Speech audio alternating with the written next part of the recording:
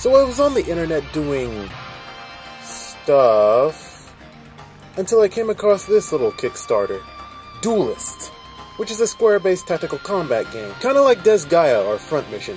By the gods. I haven't played one of these games in a long while, and I decided to take a look at their artwork, and it's pretty cool. Magnifico.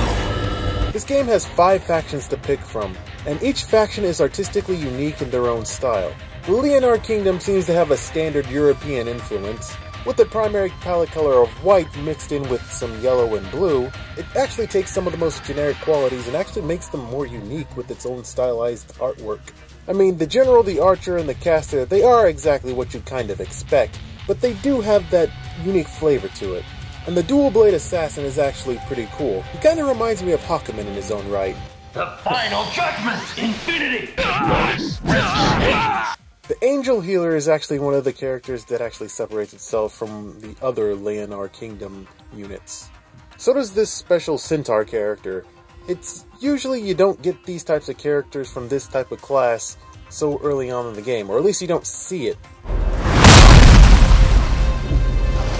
The Songhai Empire is actually a more Oriental-themed faction, mostly Chinese, with a more dominant color of red, black, and gold.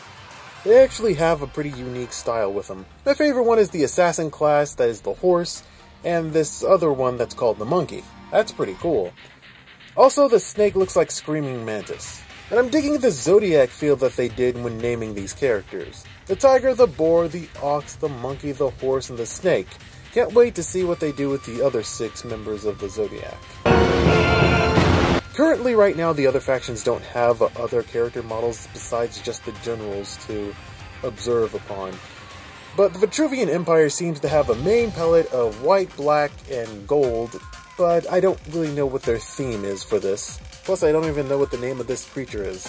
And from the one general that the Sharian host shows, it looks like they're more of a gothic-themed faction. And seeing as the generals for most of the factions seem to be trendsetters for all the other members of the faction, I can assume that the Abyssian faction is just horrible monsters. And this is an awesome, horrible-looking monster. And the sprite animations for these characters actually look pretty cool too. But these are some guys from Sony Entertainment and Blizzard. These guys have worked on World of Warcraft, Diablo 3, Resistance, and a couple of Ratchet & Clank games, so I'm expecting this game to do pretty well. I mean, hell, on their first day, they already got half of what they were asking for. I'm just giving you a big heads up to this project because I dig this artwork and I dig the sprite animations. And I haven't played a good square-based combat system in I don't know how long.